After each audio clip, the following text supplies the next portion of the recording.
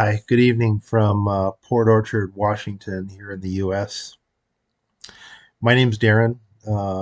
For some of you that have watched some of our previous videos, we've already met. Um, I'm chiming in tonight, uh, well, simply to vent a little bit. Today was a very sad day for me, and I'll tell you why. And for some of you, particularly the ladies, you may find this somewhat corny, maybe. I'm not sure if that's the word. But for some of you guys out there, this may hit home a little bit, particularly if you're contemplating doing with what I'm doing, which is moving out of the country to Thailand. Um, so when I was about 25, maybe 26 years old, I really developed a love for cars. It's been my hobby ever since. I've bought cars, I've sold cars, I've customized cars, I've uh, done total restorations. And I want to say right about that same time frame, age 26, 27 years old, uh, one of the cars that I was incredibly interested in purchasing, but never really acted upon it until just recently, was the 1967 Chevelle. And more specifically, the Malibu. About 3 years ago, and I'm age 53, about 3 years ago, I became actively looking in the market for a 1967 Malibu.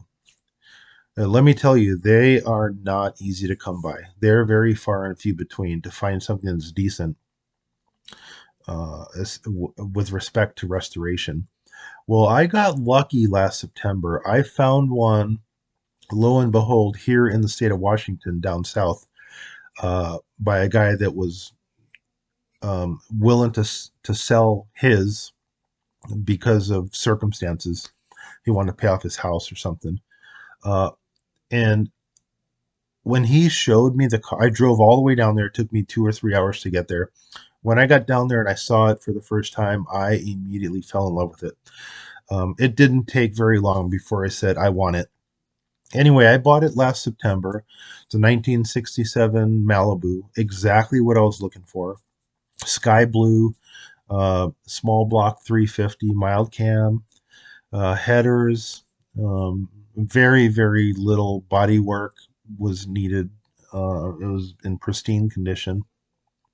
I bought it last September, and then uh, we were approaching the winter months, which here in Washington, as some of you may know, is very wet.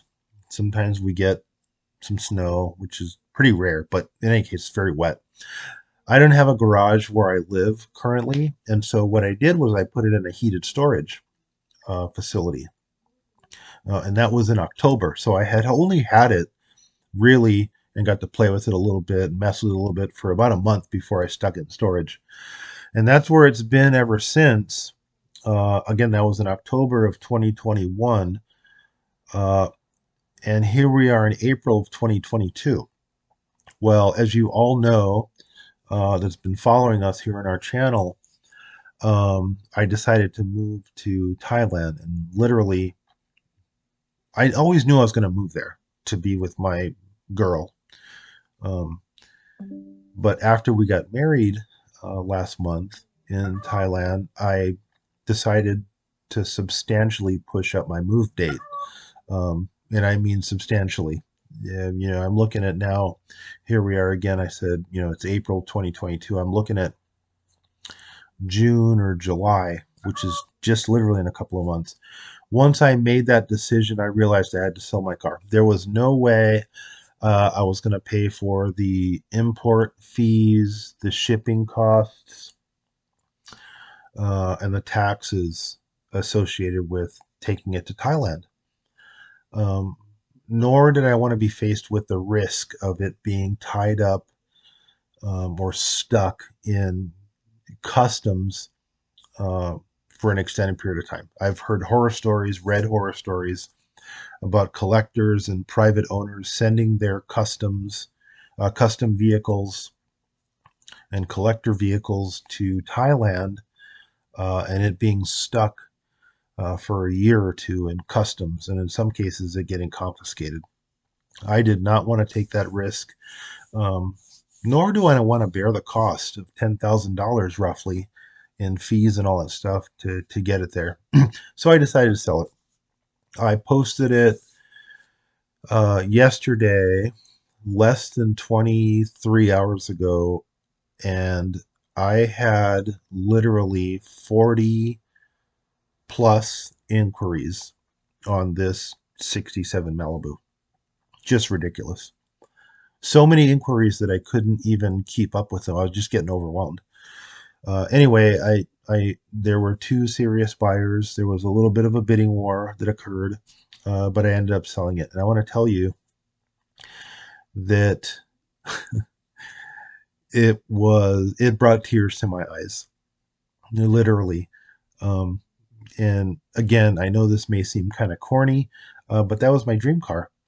I finally purchased my dream car. I had plans to work on her to keep myself busy through the summer, but that's clearly not the case now. Anyway, she's been sold, and it's unfortunate uh, for me, uh, but the reason I'm bringing it here to your attention, for lack of a better way of saying it, is essentially the reason we created this channel. Again, I'm going to just reiterate this, is to help some of you make perhaps some educated decisions on making a move to a foreign country, should you be doing the same thing, or considering doing the same thing that I am doing. I'm going to make some mistakes. I'm going to make probably some bad decisions along the way. Hopefully that's not the case in every situation, but I suspect that, I'm not the smartest person on the planet to ever make a move such as the move that I'm making. But with all that said, as I make some of these decisions, and as I'm faced with some of these challenges associated with being with my new wife in Thailand, there may be some benefit to sharing some of these experiences to you. Well, excuse me, with you. So, with that said, I want to thank you for joining us here on our channel, which again is called OurNextMove. And my hope is that we can provide you with some useful information and some knowledge and some wisdom to help you make some decisions. Again, should you be doing perhaps what I am doing. Anyway, thank you for joining me tonight while I share some of these thoughts and ideas. And I hope you stay tuned, because we're going to discuss some of these challenges and future decisions that I'm going to be making in an attempt to educate you, should you be making the same decision that I'm making. Good night. Sawadee ka.